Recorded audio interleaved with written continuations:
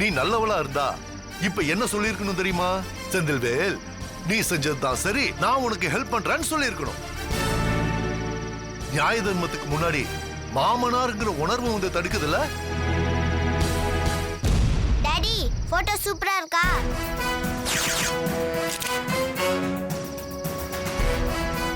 குழந்தைனா அப்படிதான் இருக்கும். நாளைக்கு நமக்கு ஒரு குழந்தை பிறந்ததுன்னா அதுக்கிட்டயும் இப்படிதான் நடந்துப்பீங்களா? அக்கா, நாம எதுக்கு பிரியணும்? ஒரே குடும்பமா எல்லாரும் இந்த வீட்ல இருக்கிறது எவ்வளவு சந்தோஷமா இருக்கு.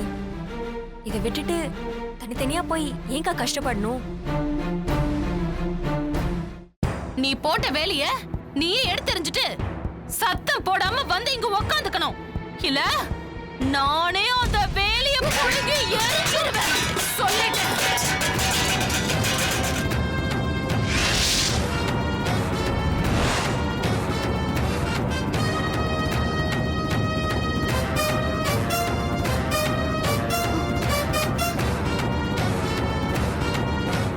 கொஞ்சம் நிதானமா பேசுங்கக்கா.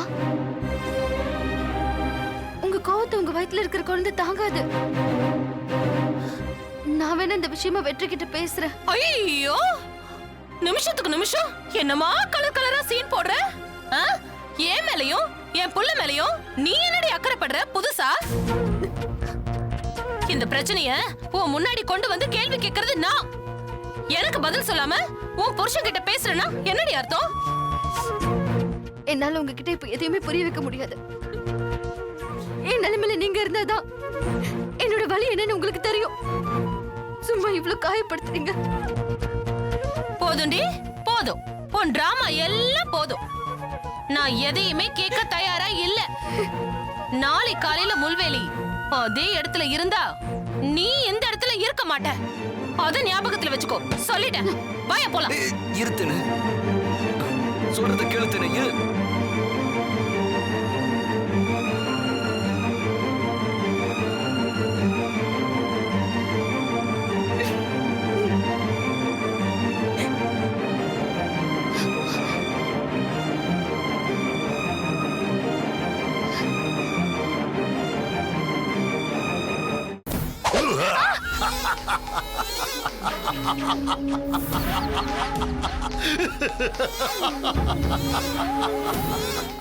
லக்ஷ்மி,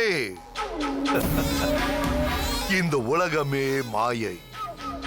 மாயை லக்ஷ்மி. தேன்மொழிக்குள்ள இவ்வளவு கோபம் இருக்குன்னு சத்தியமா நான் எதிர்பார்க்கவே இல்லை. அவ கோபத்தை கலர அனாவசியமா நான் உனக்கு ஒரு வேலையை கொடுத்து ஏன் கெட்ட நேரம் அந்த வேலையை முடிக்க போன இடத்துல நீ என் அம்மாவை பார்த்து டைம் எல்லாம் வேஸ்ட். அண்ட செந்தில், தென்மொழி அக்கா கர்ப்பமா இருக்காங்க. தேவையில்லாம உன் பார்வை அவங்க மேல திருப்பாத. நீ எதை செய்யாதன்னு சொல்றியோ அதைத்தான் நான் செய்வேன். ஏன் செந்தில், எதுக்கு என்ன இவ்வளவு சித்திரவதை பண்ற? இது நீயா போட்டுக்கிட்ட விலங்கு. தாராளமா நான் உன்னை விடுவிச்சிடுவேன். நீ சுதந்திரமா இருக்கலாம். ஆனா அதுக்கப்புறம் இந்த வீடு வீடா இருக்காது. இது பாரு, நீ பழி வாங்கணும்னு நினைக்கிற யாருக்குமே இதுல எந்த சம்பந்தமும் இல்ல. எந்த துரோகமும் யாரும் பண்ணல. அப்புறம் ஏன்? ஐய, திரும்பவும் முதல்ல இருந்து ஆரம்பிக்காத லக்ஷ்மி. தேன்மொழி விஷயத்தை பொறுத்த வரைக்கும் எனக்கு உன் உதவி தேவையே இல்ல. நானே பாத்துக்கிறேன். நீ கிளம்பு கிளம்பு. எனக்கு நல்ல யோசனைகள் வருது. நிறைய யோசிக்க வேண்டியிருக்கு. நீ கிளம்பு.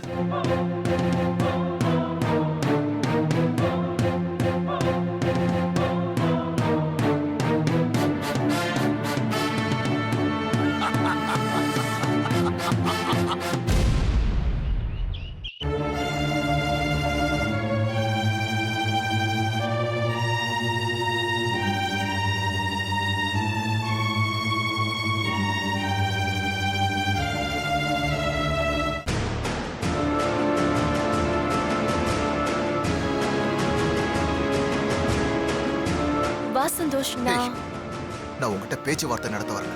என் மனசுல உள்ளதெல்லாம் கூட்டிட்டு போக வந்திருக்கேன். ஜெனி, ப்ளீஸ் என்னை லட்சுமன் பிரிச்சிடாத. நீ சொன்ன நம்ப மாட்டேன். ஆனா நான் சொல்றதா உண்மை. ஹே, லட்சுவ நான் 8 வயசுல இருந்து சின்சியரா லவ் பண்ணிட்டு இருக்கேன்டி.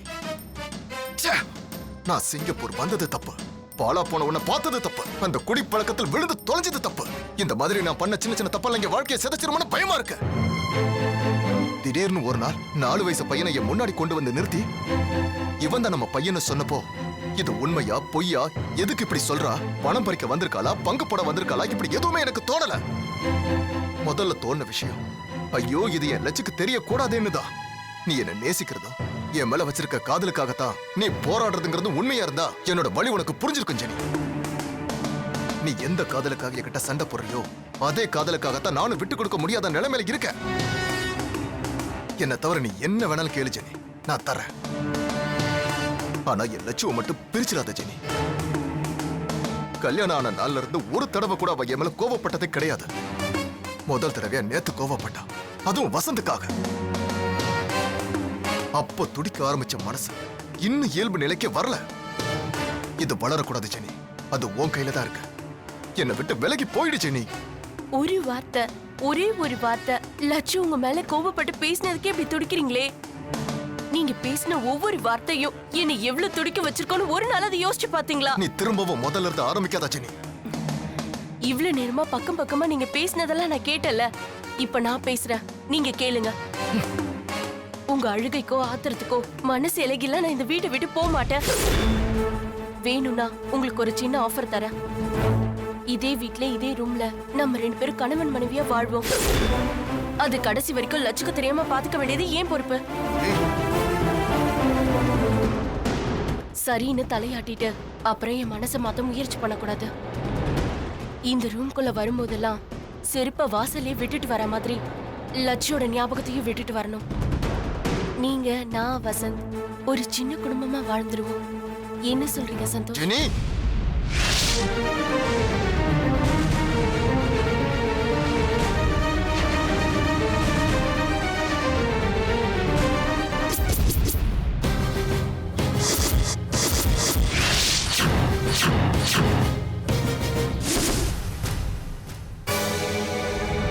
உங்ககிட்ட ஒரு போட்டோ ஏதாவது இருக்கா?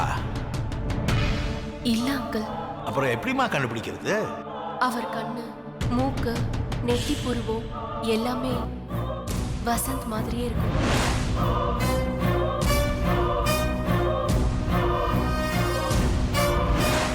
ஒருவேளை நீதான் அவளை வீட்டை விட்டு அனுப்பிச்சிட்டியோ?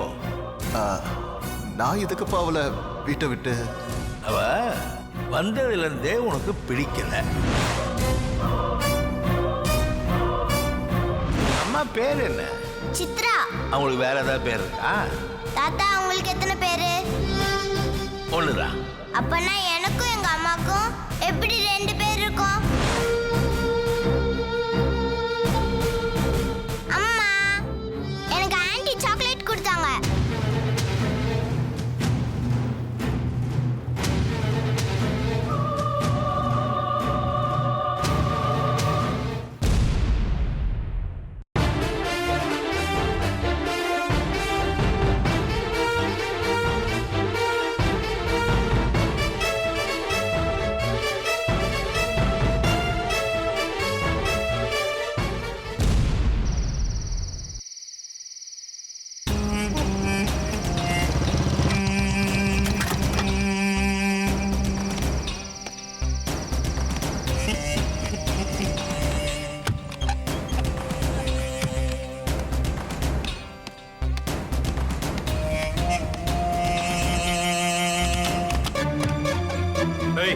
வா,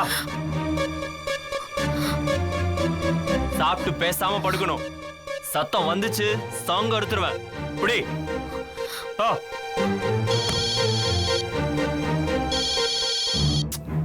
செல்லம், சொல்லு செல்லம். இன்னும் 2 நாள்ல வந்துருவேன். இங்க வேற ஒரு மேட்ரு. நீ கவலைப்படாத, சீக்கிரம் வந்துடுறேன். சாப்பிட்டியா?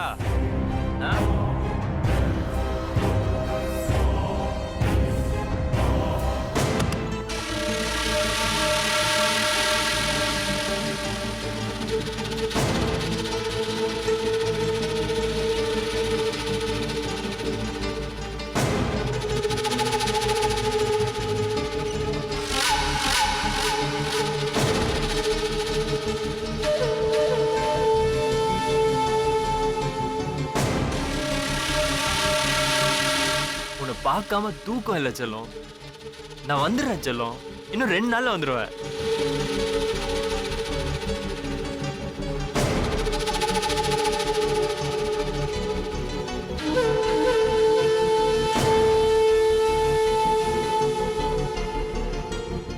அருளையும் இங்கதானே அடைச்சு வச்சிருக்காங்க. அவனை விட்டுட்டு நம்ம மட்டும் எப்படி எஸ்கேப் ஆகுறது?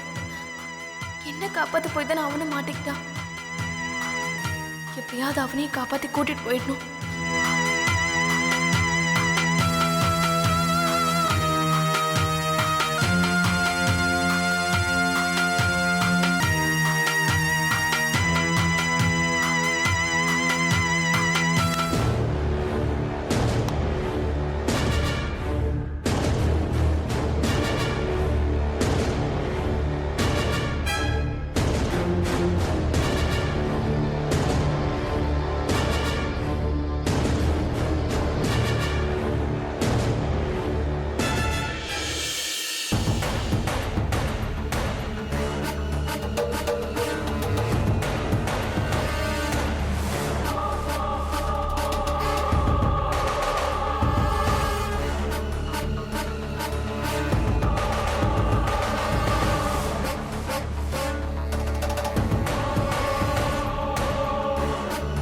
நேர்ல வந்து 1000 முத்தம் கொடுக்குற செல்லம்.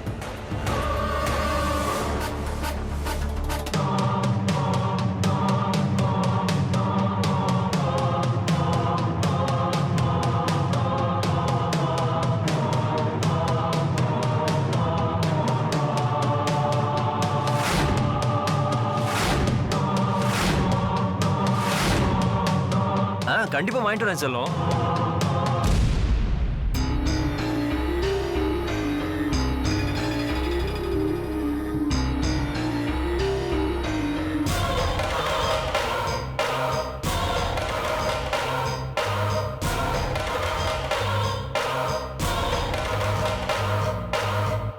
அருள், ஏ அருள்.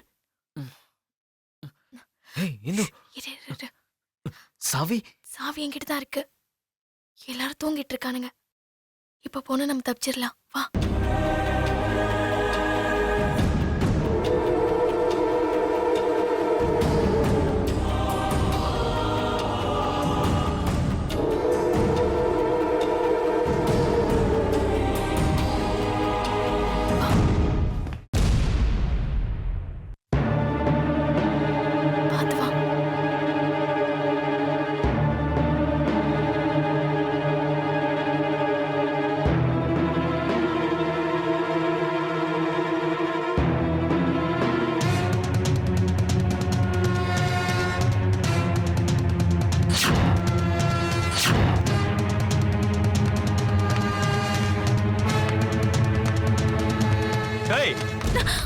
தப்பிச்சோட பாக்குறீங்க? போ உள்ள போ. உள்ள போடா, சுருவிடுவேன். ஏய் போடி உள்ள. உள்ள போ. ஏய் சாவி கொடு. சாவி கொடு. போடி உள்ள. போ.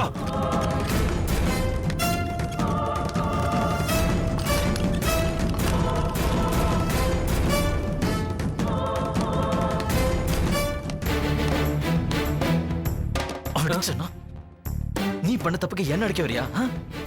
அவ எப்படி வெளியே வந்தா? சாரி தம்பி, என் ஆள் கூட பேசிட்டு இருந்தேன். கதவை சாத்த மறந்துட்டேன். கோடீஸ்வருக்கு தெரிஞ்சா என்ன ஆகும் தெரியுமா? ட்ரோசர் கிழிஞ்சிரும். ஜாக்கிரதை தம்பி. இனிமே ஜாக்கிரதையா பாத்துக்கிறேன் தம்பி. என் ஆள் வெயிட்டிங்ல இருக்கு. நான் போய் பேசிட்டு வந்துட்டா? போய் தொலைடா. ஹலோ சொல்லு செல்லம், இங்க ஒரு சின்ன பிரச்சனை.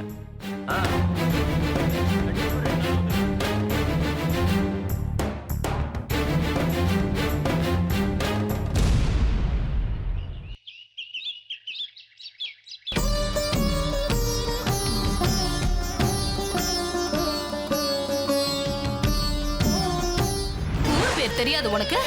இந்த வீட்ல அடைக்கலம் கொடுத்து இந்த வீட்டுக்கு மருமகங்கிற உரிமையை கொடுத்தா எல்லாரையும் உன் கால்ல போட்டு நீ மிதிப்பியா? எல்லாத்தையும் ஒட்டு மொத்தமா தீக்கணும்னா நீ சாகணும். இல்ல நாங்க எல்லாரும் சேர்ந்து கழுத்து பிடிச்சு வெளியில தள்ளணும்.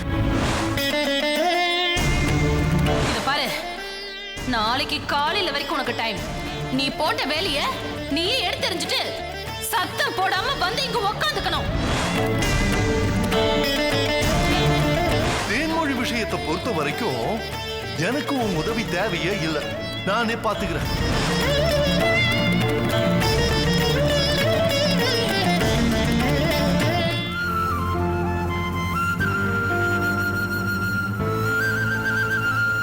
என்னம்மா லக்ஷ்மி,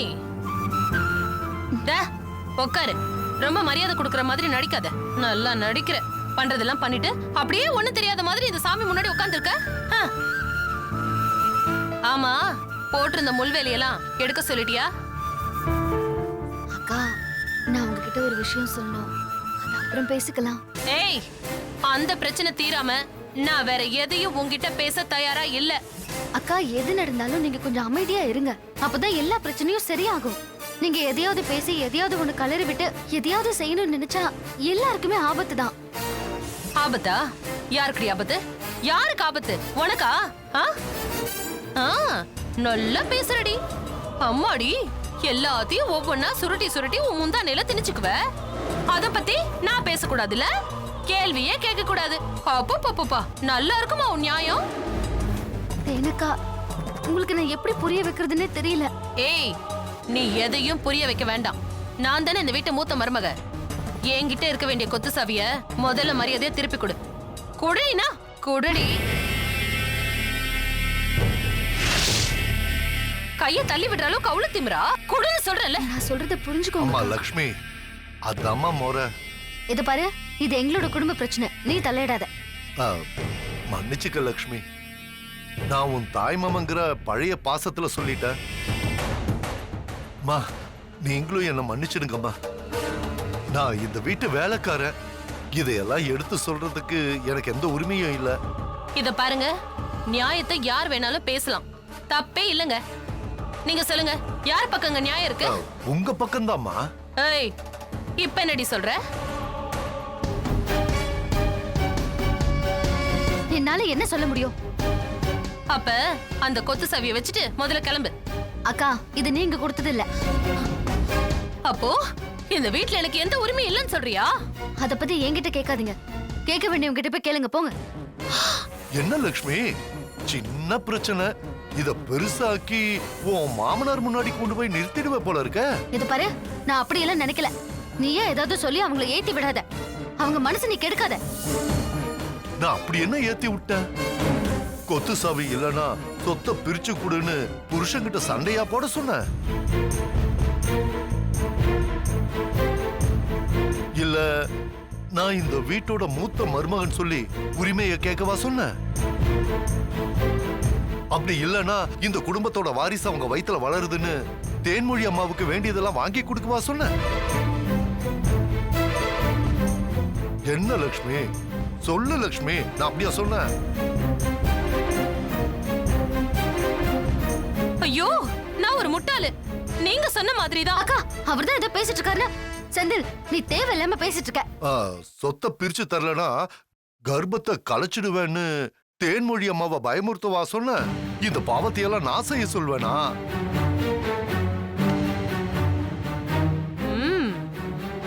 ஓ, அப்படி சொன்னாலும் தப்பே இல்லைன்னு சொல்றேன். அம்மா, அதெல்லாம் தப்புமா. நான் சும்மா லக்ஷ்மிக்கு புத்தி வரட்டுமேன்னு சொன்னேன். புத்தி வர வேண்டியது லக்ஷ்மிக்கு இல்ல, எனக்கு. இத்தனை நாளா என்ன சொல்லி என் புருஷனை சம்மதிக்க வைக்கிறதுன்னு எனக்கு தெரியல. தெரிஞ்சுக்கணும். அதை விட்டுட்டு இந்த வீட்டுக்காக ஃபேக்டரி முன்னால இருக்கிற வேலையை மட்டும் எடுக்க சொல்லி போராடிட்டு இருக்கேன். அக்கா, நீங்க விபரீதமா பேசிக்கிட்டு யோசிச்சுட்டு இருக்கீங்க. வேண்டாக்கா இதெல்லாம். லக்ஷ்மி, இதுல என்னமா விபரீதம் இருக்கு? சொத்து வேணும்னா புருஷன்கிட்ட போய் உரிமையோட, உன் வாரிசு என் வயித்துல வளருதுல, இந்த வாரிசை நான் நல்லபடியா பெத்து கொடுக்கணும்னா நம்ம சொத்தை கண்டவங்க திங்கிறதுக்கு முன்னாடி பிரிச்சு வாங்குங்கன்னு கேட்கலாமே.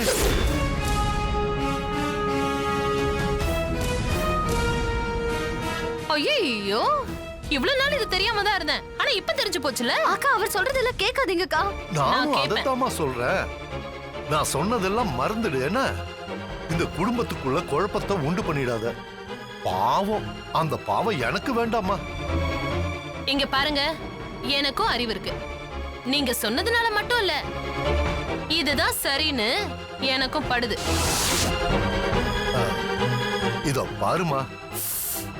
இத பாருங்க, நீங்க கிளம்புங்க. இனிமே என்ன செய்யறதுன்னு எனக்கு தெரியும். அக்கா பிரச்சனை வேண்டாம்க்கா, ப்ளீஸ்க்கா. எதுக்கும் ஒரு தடவைக்கு 2 தடவை யோசிச்சுக்கோங்க.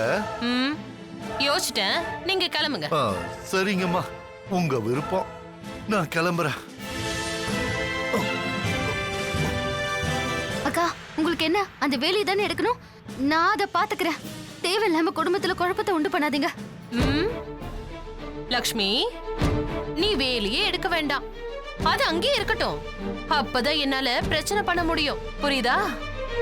சொல்றது கொஞ்சம் கேளு. நீ பேச வேண்டியதெல்லாம் பேசிட்ட. இனிமே நான் பண்ண வேண்டியதை நான் பாத்துக்கிறேன். ஓகே?